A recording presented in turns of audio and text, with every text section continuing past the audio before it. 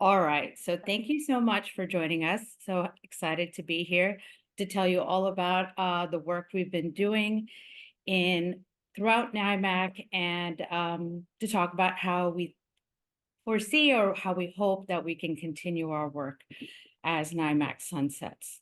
So as is required, here are our financial disclosures.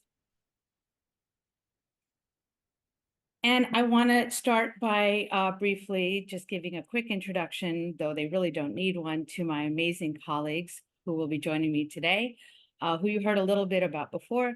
So Cheyla Clark is a board certified genetic counselor who specializes in genetic counseling for both adults and children who are at risk for hereditary cancer syndromes. And she joined NYMAC in November of 2021 to lead our efforts in the US Virgin Islands.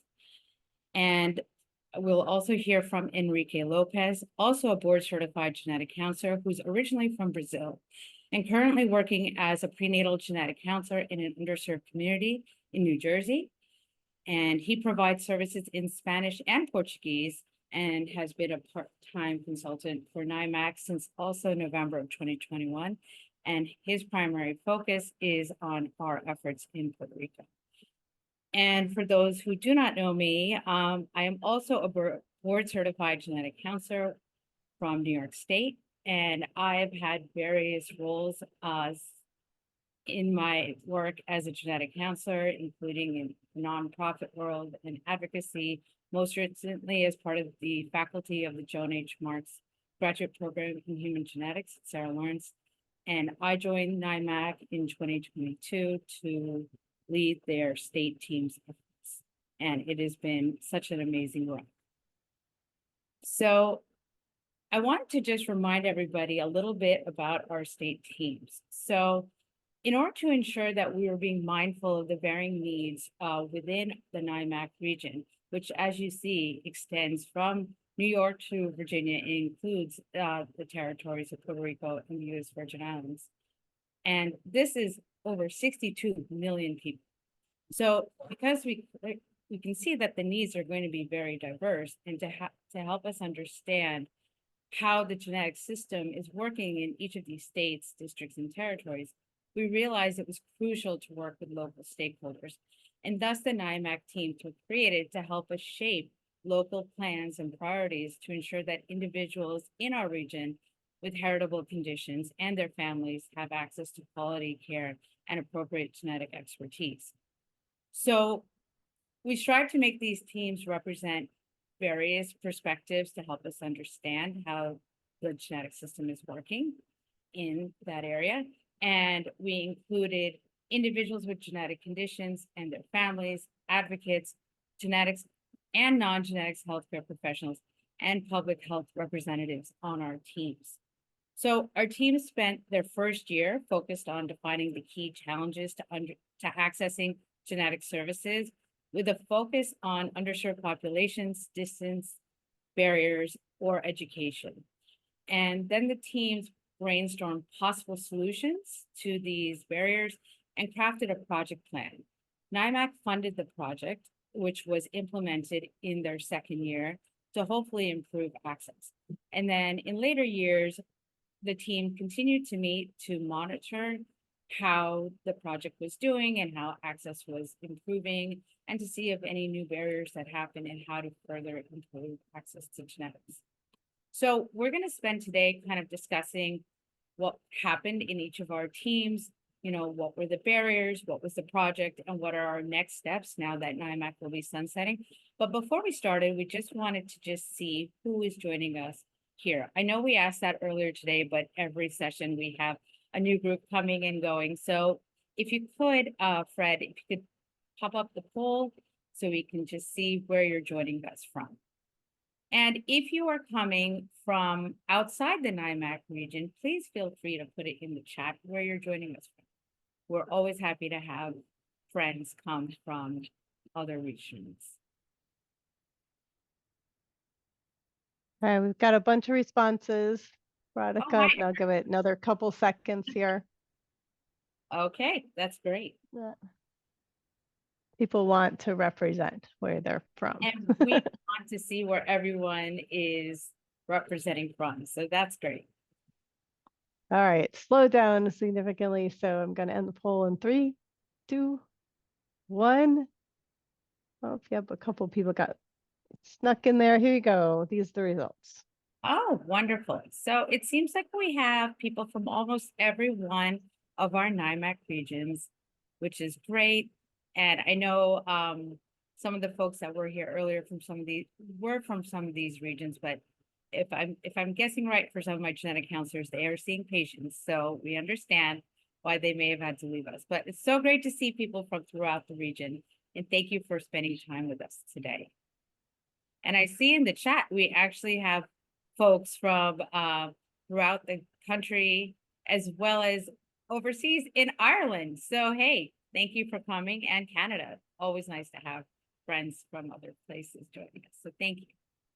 So I'm going to dive right in because we have a lot to cover in a small amount of time and tell you what's been happening in all of our regions. So I always like to start by just showing who are involved in our teams. So here are the wonderful folks who are represented on our New York team.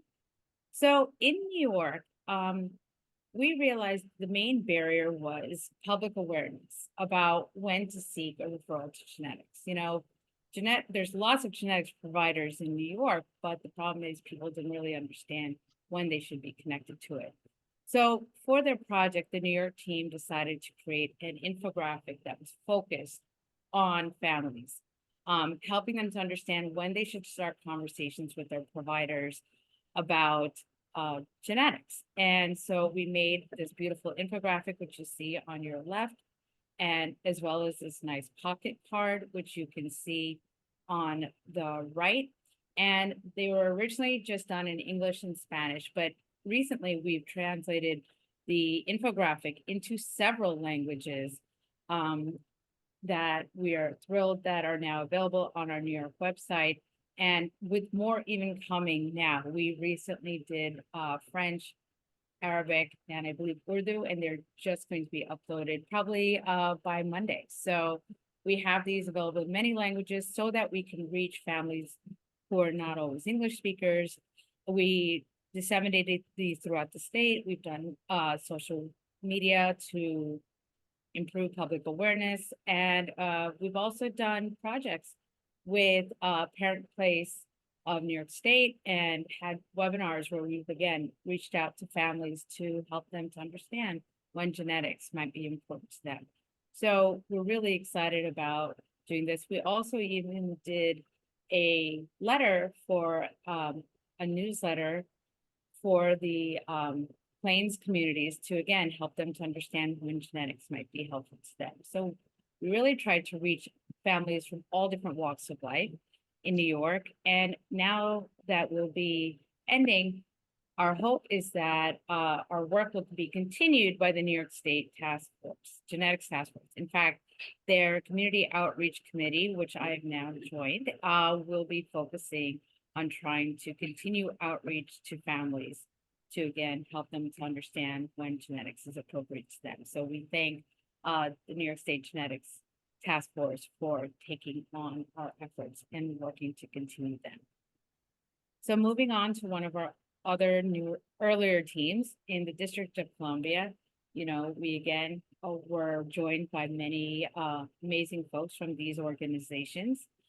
And in DC, the main concern was there was a lot of distrust in genetics, and families did not seem to understand the value or relevance of genetics. So we wanted to work to dispel any myths people had and build trust. So we did that by partnering with the Advocates for Justice in DC, and they helped us to connect with some local families who, with our help, did interviews that we turned into videos about their genetics journey. So these local families had personal experiences with their children going through genetics.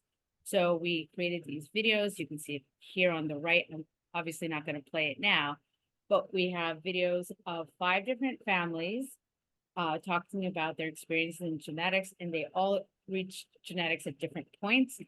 and they were translated into Spanish, and they're available again on our DC webpage, and they're able to be shared out. And we really couldn't have done this without the advocates for justice and education in New York. They really helped us to connect with these families. And we use this as a tool, again, to help families, other families realize that, genetics can be helpful.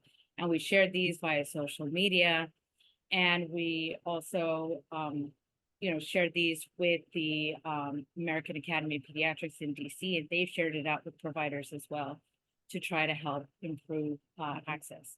So, with us being gone there, we have connected with the Maryland and DC Society for Genetic Counselors, and they are going to be working with local providers, again, to provide support and help them to reach families who can benefit from genetics. So we're grateful for the outreach committee of the MDCGC group for helping us in these efforts. So in Virginia, we had an amazing number of organizations and folks that were partnering with us.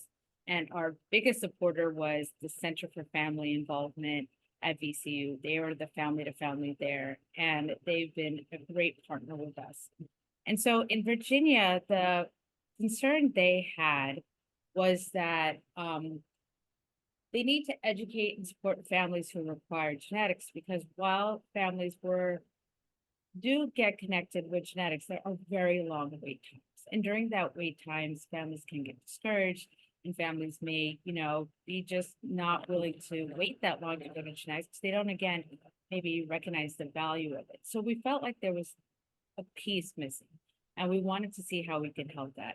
So inspired by the Mountain States Regional Genetics Program, our team developed a genetic navigator training, which was going to be an add-on for volunteers and employees at Center for Family Involvement who had prior genetic experience. So they have volunteers at CFI who are family navigators, and they've been trained to understand the different support and resources that are available for families and how to navigate them.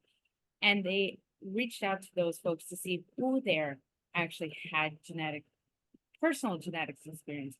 And they were able to find 10 folks, again, who were already trained as family navigators, who decided to take on this genetic navigator training. And you can see here a map that just sort of shows what the training was.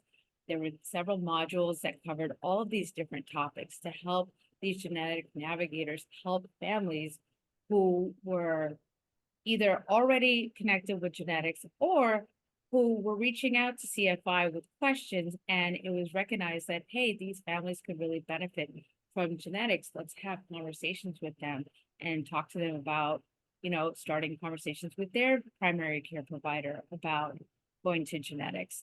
So these are amazing resource that's been created in Virginia to, again, help with connecting families to genetic services and supporting families during those journeys, because the genetic navigators have been in their shoes. So we are really excited about this program, and we are really thrilled that CFI plans to continue the navigator program after NYMAC sunsets, and they are working to actually getting more genetic navigators trained, specifically those who speak Spanish, so that they can, again, reach more populations. So this is a great program and that we're talking about, and we are connecting with the Virginia Association of Genetic Counselors, as well as the Virginia AAP chapter, again, to make sure more people and more professionals are aware of this program and make use of it. So moving on to our Maryland team, and here again, some of the amazing folks that are part of that. In Maryland, they again felt like there was a lot of concern about the education of both providers and families about when an appropriate referral to genetics is warranted. So it was on both sides. They felt equally concerned that providers weren't necessarily always recognizing when families need to be referred, and families weren't always really realizing themselves or when they were being referred why that was happening. So we really wanted to educate both. So Maryland was really inspired by New York's infographic that they had, but they decided to take it one step further. So New York's infographic was focused just on pediatric referrals, and Maryland decided to make one for cancer referrals as well as one about family history. So general genetics referrals. So they made three now infographics, and they took New York's and they changed it up a little bit. And, you know, so we made these really amazing infographics, and they've been translated into several languages. And again, all of these can be accessed from our Maryland webpage, which I know is going to be dropped in the chat. And they, like I said, these are in Spanish, Haitian Creole, Korean, and Mandarin. So we really tried to make these available in different languages. And we are actually on Monday doing an outreach through the Maryland Rural Health Association, again, to try to get these out there to more providers in Maryland to let them know about it. And in terms of our other steps, we again have focused in building this connection with Maryland's, the Maryland and DC Genetic Counseling Society and Parents Place of Maryland, which is the family-to-family organization in Maryland to provide support to families. And the MDCGC will also make sure they can provide support to providers who refer to genetics. And that's in part something we're doing just this coming Monday with the Rural Health Association. So again, we're trying to build bridges so that these efforts can keep going. So I think we're moving at a pretty good clip here, but hopefully not too fast. In West Virginia, we have these amazing folks that help with us. And in particular, I have to shout out WVU in Morgantown. They've been really helpful to us. They're the primary center in West Virginia. And we've had one genetic counselor there who has been truly a superstar. And I don't know if she's here, but Megan Yoho has been amazing in trying to make, improve the genetic services in West Virginia. So I have to give her a shout out because she's worked tirelessly.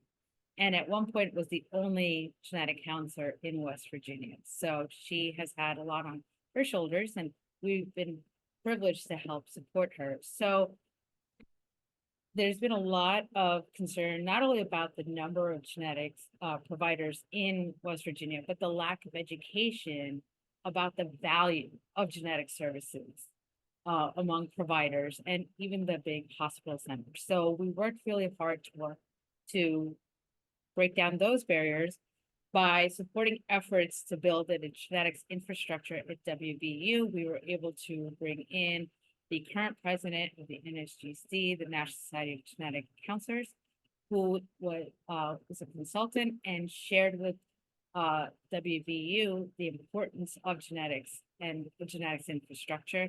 And I'm pleased to say that, that did help to move some mountains there. And we went from one genetic counselor to 6 months later having two more added. So there were three. And now I believe by the end of summer, there'll be two more added to that. So there'll be 5 genetic counselors in West Virginia that, I know we help play a small role in getting that moving, which is amazing. And we also did, we funded education for providers because we realized we really had to get them on board and have them understand that while they can order genetic testing, working with a genetic counselor or geneticist is the more optimal way to make sure that the right testing is being ordered. So we tried to help providers and educate them about genetics by funding their education. And we also did a lot of educational outreach as well to providers, including through the West Virginia Rural Health Association. And we did grand rounds, and we also worked with the Center of Excellence and did our grand rounds through them. So we've done lots of different outreach events, again, to improve access to genetics, which I write about there. Genetics focused outreach to providers. So lots of things happen in West Virginia. And so right now, their efforts are working toward getting licensure for genetic counselors because they feel like that's a good way to attract more genetic counselors to want to work in West Virginia. And they're going to work to continue to expand genetic services in West Virginia.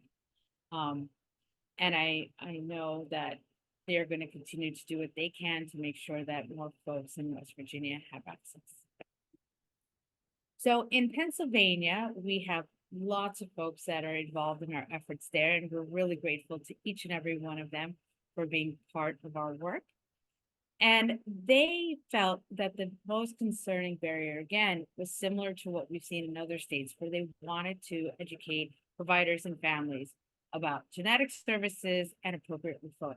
So they thought it was both issues that needed to be covered, not just referrals to genetics, but what genetics is. They felt like a lot of families just really didn't understand what genetics was all about. So again, they liked the idea of that infographic that you saw that was created by New York and then changed around and expanded on a little bit by our Maryland team. But what they felt that there needed to be two separate ones, one that was focusing more on families and one that was focusing more on providers. So as you can see here on my screen, you see the one on the bottom with the floral banner is for providers, and the one with the white banner was focused on families. Again, talking not only about why you might be, your family might be referred or why a provider might refer a patient, but also what the genetic specialist can do for the family. And we felt that was a big plus to include the benefits of genetics. And this was, again, translated into several languages, all that can be accessed from our Pennsylvania webpage. And it is now part of a social media campaign that's occurring in Pennsylvania to reach more folks. And we are really pleased that the Pennsylvania Association of Genetic Counselors has agreed to, again, continue these efforts to do outreach, and they're going to incorporate our work by their genetic services committee. So we're really happy that they will continue to try to do this outreach that we started. And moving on to New Jersey. New Jersey, again, we have a really robust team there from different groups throughout the state. And in New Jersey, they felt like the big issue was, again, they wanted to educate providers, but what they talked about was that New Jersey had really, there's areas where there were providers, and then there were big areas where it was kind of rural and you're not going to be able to access. And the way they felt that they wanted to do this education and wanted to build access was by working with community health workers. They felt like they were a really big key to, again, improving the access in New Jersey by reaching populations that weren't necessarily getting educated about referrals to genetics. So the way we did that is we developed a genetics training for the New Jersey Community Health Workers Institute. And that was really an amazing endeavor. And I have to thank the folks from our team who really worked hard to make sure we were delivering the right messaging and at the right space. And I believe, two of our community health workers who were really, really really helpful in making this work. Cindy and Tara, I believe, who are here today. I have to shout you both out because you guys felt very strongly that this would be the right way to do it. And they worked tirelessly to get us connected to the right folks to make this project happen. And we are really thrilled that this genetic training is going to be made available. And we're working right now on resources to, again, supplement the community health workers when they go and talk to people about genetics. And we are happy to say that the Community Outreach Committee of the Human Genetics Association of New Jersey is going to support continuing this genetics training by the Community Healthcare Worker Institute of New Jersey. They're going to be there to answer any questions and to provide genetic counselors to do any live Q&A with community health workers so that, while when NYMAC is not here, the community health workers still have that connection with genetics and know where to go for support. So thank you to the Human Genetics Association for doing that. And finally, our Delaware team, Delaware is a small state, but we were able to connect with the main genetics folks there, as well as some amazing genetics and family advocates who worked with us tirelessly. We were a small team, but we really tried to focus there. And, again, the big issue was, again, those underserved communities in Delaware, because there's only, two main areas or centers, institutions that are providing genetic services. So there's a lot of areas where there just wasn't local genetic services. So we wanted to really do our best to try to connect with these underserved communities. And so they liked what Pennsylvania did by creating that family infographic, and they put their own spin on it about the importance of genetic services. But they also felt that they wanted to focus in particularly on sickle cell and awareness of sickle cell trait. So we created two different infographics there. One is the one on the left, which is more about why genetics in general can be important for a child and what a genetic specialist can do and help the family. And on the right, you see a flyer that's just focusing on sickle cell trait, because they felt there's a lot of people who are, carriers out there, but just don't know it. And then they're seeing, children born and parents being unaware that they were carriers. So we wanted to help people understand how they can find out that they're carriers. That's currently being developed into a social media campaign that should be launched any day. And again, we are working actually with the genetic counselors in New Jersey by connecting them with the local organizations, including, this is a recent thing, the Delaware Community Healthcare Worker Institute. So we're actually doing, just like we did in New Jersey, we're going to do a genetics training with them happening next month. And that's the way they're going to be, again, connected with the genetic counselors from the Moors and Christiana. And again, we are always just trying to make sure everybody in every one of our states, the genetic professionals, are connected with the family organizations so that the awareness just keeps spreading and we keep improving access. So I think that's been pretty exhaustive, telling you what's happening in all of our states. So I'm going to turn it over now to Enrique, who's going to share with us what's happening in Puerto Rico. Enrique? Yeah, thank you, Radhika. Thanks for sharing all the information and the content to US, and we hope to continue like this effort in some way with all of our regions and territories. For Puerto Rico, could you click on the next slide, Radhika? Or yeah. So we work with a many number of organizations that without them, we would not be able to have the efforts done on the island. They collaborate with us in many different ways, and we're very appreciative of them in any way we can help. Next slide, please.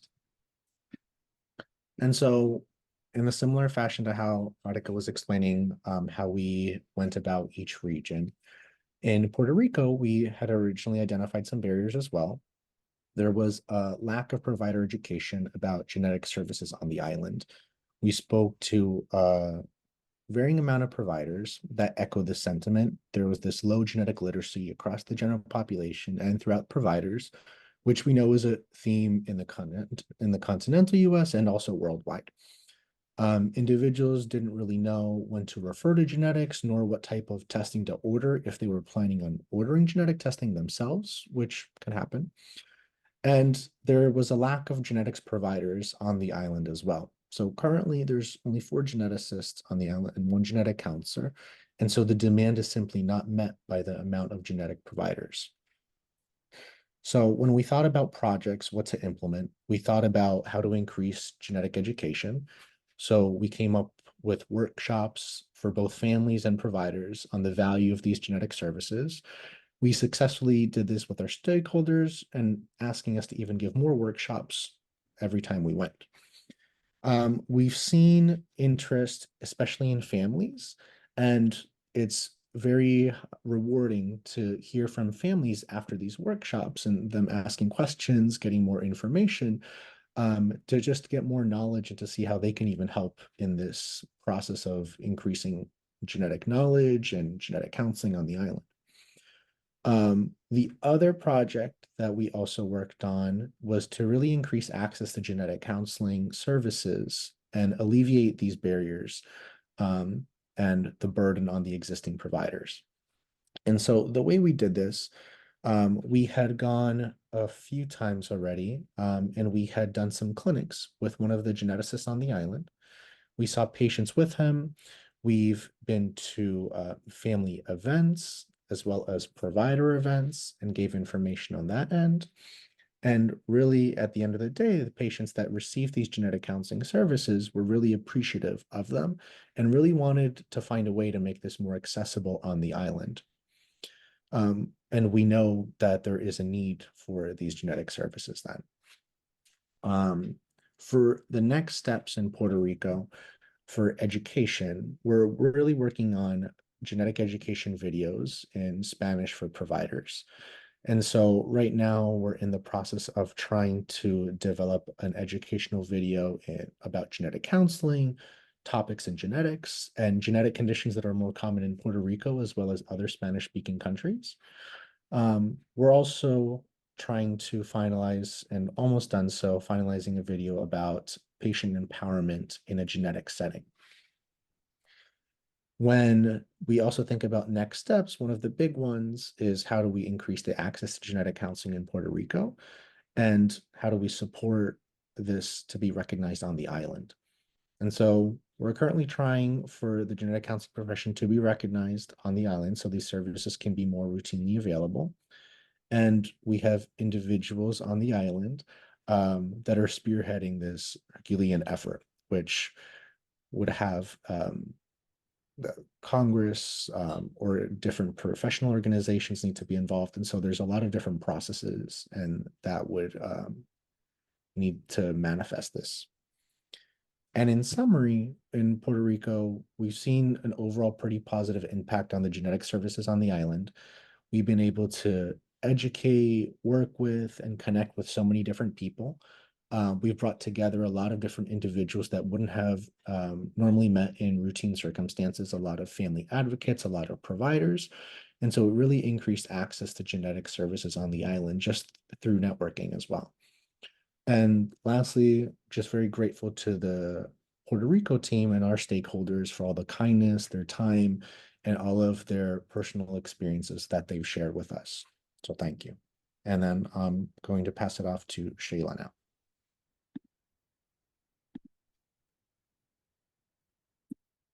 Thank you, Enrique. So I'm going to talk a little bit about our work in the U.S. Virgin Islands. So on this slide are our many collaborators. We collaborated with the Disability Rights Group, Family Voices, Beyond Visions, the University of Virgin Islands, Bacata Global Engagement Firm, which is the work that Maria does as a cultural liaison, the Sickle Cell Thalassemia Patients Network, and then lastly, but definitely not least, are Jermaine Powell, who's the leader, the president of the Virgin Islands Sickle Cell Parent Support Group. All of these collaborators have been integral in the work that NYMAC was able to collaborate on within the Virgin Islands territory. So we thank you all. Next slide. So before we began our work in the U.S. Virgin Islands, we first kind of did a needs assessment to see what the gaps were and where the stakeholders in the community felt like the needs were placed. And so if you can click one more time. One of the things that were identified is that there are a lack of providers on the island to provide genetic services. There were also a lack of providers like a pediatrician at the maternal child health department and a pediatric hematologist. And then secondly, there was a lack of expansive genetics education. So where we went from here is thinking about and working with the stakeholders in the community about what can we do to kind of fill these gaps. So our next step, if you can click, was to develop our projects. So what we did was spend a lot of time providing family and provider training workshops on the topic of genetics. So the first time we went in 2023, we did a family empowerment workshop. We did early intervention trainings. We did genetics and health for the providers in the territory. And we got a lot of really great feedback that more and more was needed. They really enjoyed it. They really loved it. So from there, if you can click again, we tried to find a way where we could get them what they needed and what they wanted. So originally, the thought was to provide telehealth so that they could get care where they were without a provider having to be in the territories. But we found out what they really wanted was to have care, direct patient care in person. And so we worked to help them recruit a geneticist, create genetic education tools, and secure funding for a pediatrician and a newborn screening tracking system, because those were some of the gaps and the needs identified by the stakeholders there. If you can click again. So now what our next steps are is click one more time to set up the genetics clinic. So a geneticist has been identified, and the next step is to get them set up so that they can have quarterly genetics clinics. We already have providers in the territory that are really excited about providing their patients genetic care and have already thought about patients that need referrals and testing. So that's really exciting. And then secondly, build out the newborn screening tracking system so that it can be a sustainable project going forward. And then lastly, continuing genetics education through shared resources. So some of those resources that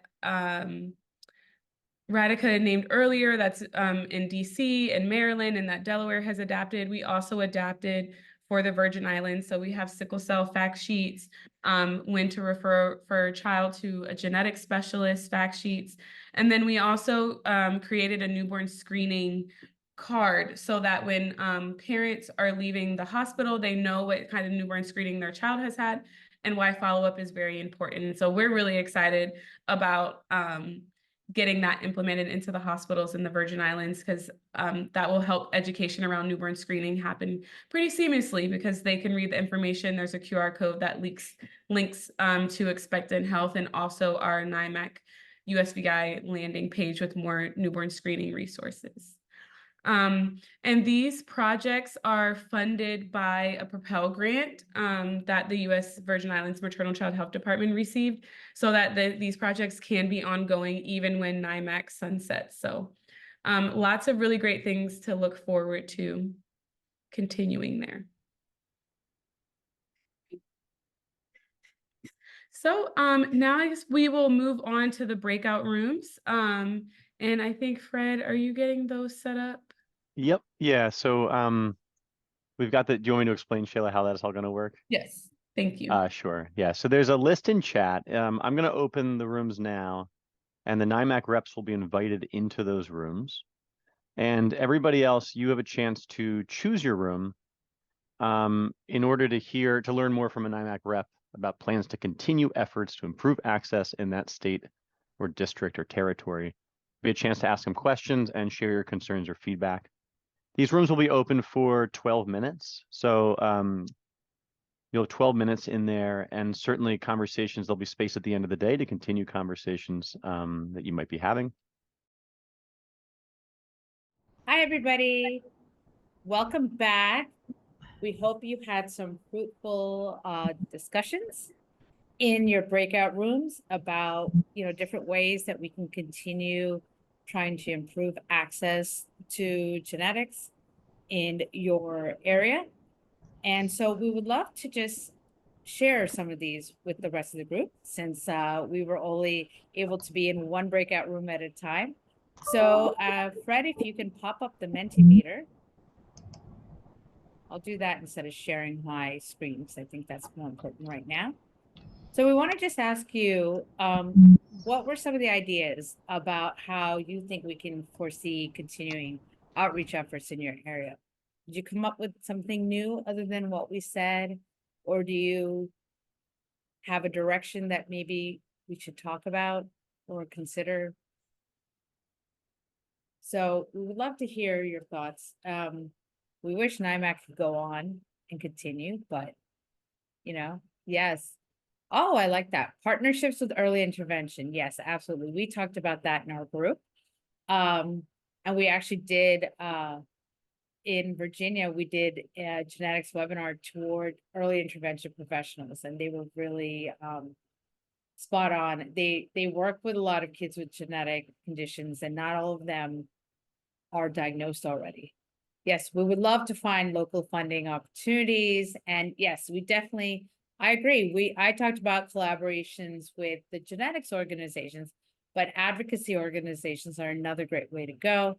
Educate, educate, educate. I cannot say enough about that. I agree. Partnerships with maternal child health is another great opportunity. And yes, I do agree with using genetic counseling students. That's something I think if when I mentioned to you guys that in certain states that had a genetics association, that's another way we can do outreach. I've talked to actually our group in New York. That's what I've said is a way to do outreach. If we do get opportunities that, since genetic counselors, can only do so much during their time, we could see if students can help us to do it, and that can be part of their credits in education. And yeah, I definitely think we need to focus on bringing genetic providers where they're not, whether it's through telehealth or through outreach and satellite clinics. We always like partnering with folks. In newborn screening advisory boards are one of them. Yes, tell everybody that you know about genetics and genetic counseling. I actually mentioned that in our group that for those of you who have kids, if you ever have a opportunity to take your parent to school or talk about a career day or something, you could either, if you're a genetic counselor, go. And if you're not a genetic counselor and you know one, call your friendly genetic counselor and see if they'll go. And yes, Alyssa, how could I forget? DNA Day is next week on the 25th. So, that's another great day to say, hey, can we talk about genetics on this day? So yeah. So definitely we want to do outreach during local conferences. We at NYMAC have always been trying to jump on to different local conferences to say, can we talk a little bit about genetics at your organization? We definitely want more telehealth. I think the pandemic showed us the value of different ways of connecting with folks. And while we love to be in person, sometimes we can't. And telehealth is the way to go, especially as a way to improving access to healthcare. And yes, I definitely agree that we need to integrate more genetic counselors into primary care. And we need to really get primary care providers thinking about genetics. One thing we've talked about endlessly in, I believe our PA team, is that we wish more providers would think about genetics earlier, so that if you're already referring to 2 or 3 specialists, genetics should be on your radar. It should be, we want them to recognize the value of genetics. So there's definitely a lot of ways we can continue these work. And I encourage you all to think about it and see how you can do it. And yes, sharing your knowledge. You guys, those who are here, a lot about genetics. Those who are genetic professionals, a lot. And those who have experienced genetics yourself, because you are an advocate and you can share people about the value of genetics. And if you need a place to tell people where to go, remember we have our NYMAC website. So that's a great resource that's going to be there. And I definitely want to remind you all that that's going to exist. And I do see a question. Yes, the Virginia Genetic Navigator flyer, it's not available in Spanish right now, but guess what, Kyla? You know what? I'm going to show my email in a minute. Email me and I will make sure to get it translated and get it back to you. That's a great idea. I think the reason it wasn't translated into Spanish at the moment is because they did not have a dedicated Spanish speaking genetic navigator, though I do know that's something they want to do. So I think that's the only reason we hadn't translated that, but we can do that. And yes, teaching young folks about genetics and genetic counseling is really important. So I thank you all for that. And just as we leave, Fred, if I may, I just want to leave you with a few last slides. So hopefully you can see here, just want to remind you, our website is not going anywhere for the foreseeable future and can be continued to be used as a resource well beyond May. So all those resources we shared with you today are all going to be accessible through the website, as well as many more. You can see we have resources here for providers and for families. And here's our region. If you click here, that's how you can go to particular states, districts, or territories. So we encourage you to please make use of our website and all the resources there. Almost every resource, I believe, is downloadable, so you can download them. And I believe we're going to try to make them editable before the funding ends, but we'll do our best to see if we can fit that in before the funding cycle ends so that you can make them your own. And in case you would like to reach us, here is our contact information. Cheyla, Enrique, and I are always happy to hear from anyone interested in learning more about what we're doing, and where we hope our efforts will continue in the regions we mentioned. And if you would like to continue the conversation, we will be on a dedicated meeting room right after this. So thank you so much for your time today. And we are now going to be going to a 10-minute break. So thank you all. And if you would like to continue the conversation, you can find me in a breakout room. Otherwise, come back in 10 minutes for the next part of our conference. Thank you so much.